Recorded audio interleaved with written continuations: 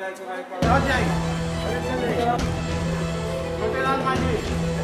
देख सकते हैं कि जिस तरह से जिला विधिक सेवा प्राधिकार के न्यायाधीश एनके प्रियदर्शी के द्वारा पूरे लॉकडाउन में सीवान के कई इलाकों में जाकर ज़रूरतमंद लोगों के बीच राहत सामग्री बांटी जा रही है। फिर से एक बार आपको बता दें कि लॉकडाउन के हम लोग तीसरे चरण में हैं और इस लॉकडाउन में भी आज आप देख सकते हैं तीसरे चरण में ज़रूरतमंद लोगों को रेड क्रॉस भवन में यहाँ पर पहुंचकर इनकी तमाम टीमों के द्वारा यहाँ पे ज़रूरतमंद लोगों के बीच राहत की सामग्री बांटने का काम किया जा रहा है। काफ़ी सोशल डिस्टेंस का भी ख्याल रखा गया है। लोगों को साफ सफाई और स्वच्छ कैसे रहना इसके बारे में भी जानकारी दी गई है। आप देख सकते हैं यहाँ पे अधिवक्ता राजीव रंजन राजू, विजय पांडे जो वरिष्ठ पत्रकार भी हैं और अधिवक्ता गणेश राम, ये तमाम लोग जज साहब जो हैं एनके प्रियदर्शी जो विधिक सेवा प्राधिकार के न्यायाधीश हैं उनके नेतृत्व में यहाँ पे आए हुए हैं और जैसे वो मार्गदर्शन दे रहे हैं उस तरह से यहाँ पे ज़रूरतमंद लोगों के बीच राहत की सामग्री बांटी जा रही है। बहुत ही नेक और सराहनीय कार्य है और जैसे कि देखा जा रहा है कि जैसे जैसे ज़रूरतमंद लोग हैं उनकी एक लिस्ट सूची तैयार की जा रही है और उन तक न्यायाधीश भी अब सड़कों पे उतरकर और मानवता के नाते एक सराहनीय काम कर रहे हैं और जाहिर तौर पे सभी को इस लॉकडाउन में इस तरह का नेक काम करना चाहिए ताकि कोई भी व्यक्ति भूखा ना रहे। ये तमाम तस्वीर आप देख सकते हैं, आपको हम दिखा रहे हैं रेड क्रॉस भवन से जहाँ पे इस तरह के काम का आगाज किया गया है।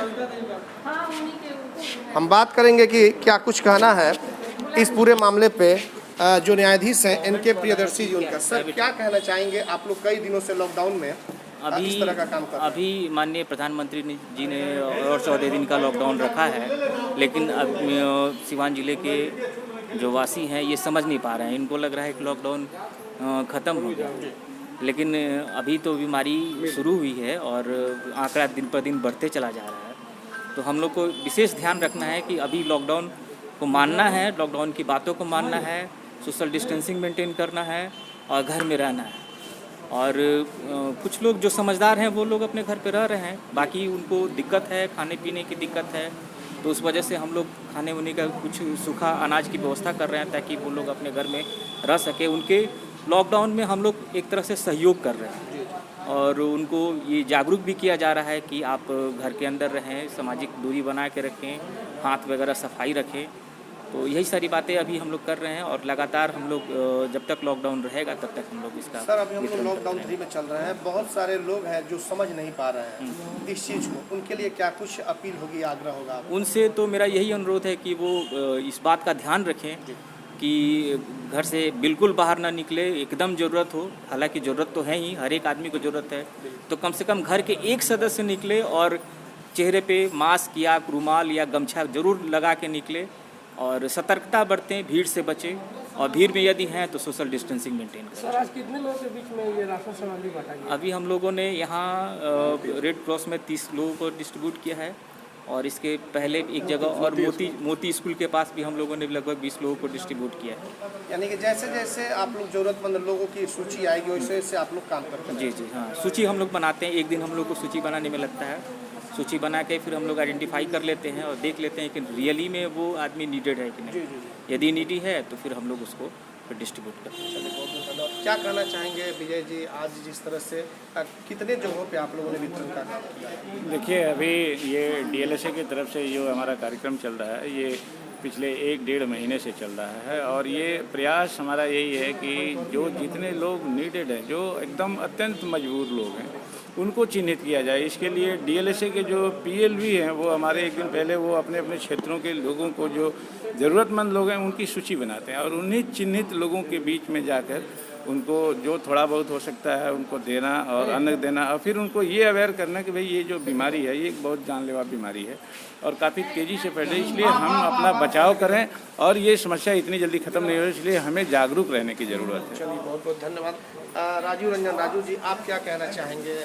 कई दिनों से यह कार्यक्रम चल रहा है। जब से लॉकडाउन लगा है तभी से लगातार जिला विधिक प्राधिकार के तत्वाधान में और सचिव एनके प्रियदर्शी के नेतृत्व में हम लोग लगे हुए हैं और ज़रूरतमंदों को चिन्हित करके उनके घर जाके उनके घर पर जाके जागरूक किया जा रहा है कि आप कैसे इस महामारी से बच सकते हैं और दिया जा अन्न का कच्चा अन्न दिया जा रहा है। सबसे विशेष बात यह है कि यह शायद इतिहास में पहला बार यह है कि पूरी न्यायपालिका इतनी सजग और सक्रिय इस मसले पर है कि ये श्रीमान लोगों के सैलरी से, उनके निजी जो उनका अंशदान है उस कोष से इस अन्न की खरीदगी हुई है और ज़रूरतमंद लोगों में बांटा जा रहा है। गणेश जी, ये कब तक सिलसिला ये चलता रहेगा? सबसे पहले तो मैं आपके चैनल के माध्यम से देशवासियों को स्वस्थ रहने की कामना करता हूं और मैं अपने जिला विधिक सेवा प्राधिकार को तहे दिल से आभार प्रकट करता हूं कि इतने बड़े जिम्मेदारी आज हमारा जिला विधिक सेवा प्राधिकार निभा रहा है। इस महामारी में आपको मैं बता दूं कि परसों हम लोग रघुनाथपुर प्रखंड के संठी, पतार, आसाव और अमनौरा जैसे गांवों में हमारे माननीय सचिव महोदय इनके प्रियदर्शी साहब हम लोगों को लेकर के, हमारे सभी कर्मियों को लेकर के और उन गांवों में घूम घूम करके उन ज़रूरतमंद लोगों को हमारे पीएलवी सेलेक्ट करते हैं नाम और उनको दिया जाता है और दे करके ये सामग्री तो एक बहाना है, उनको जागरूक करना मेरा मेन निशाना है क्योंकि ये जो बीमारी है वो हमारे जागरूकता से जाएगी। जागरूकता जब तक नहीं आएगी सबके अंदर तब तक ये बीमारी नहीं जाएगी। इसलिए हम लोग तहे दिल से उन लोगों को जागरूक कर रहे हैं कि वो अपनी सुरक्षा अपने कर सकें।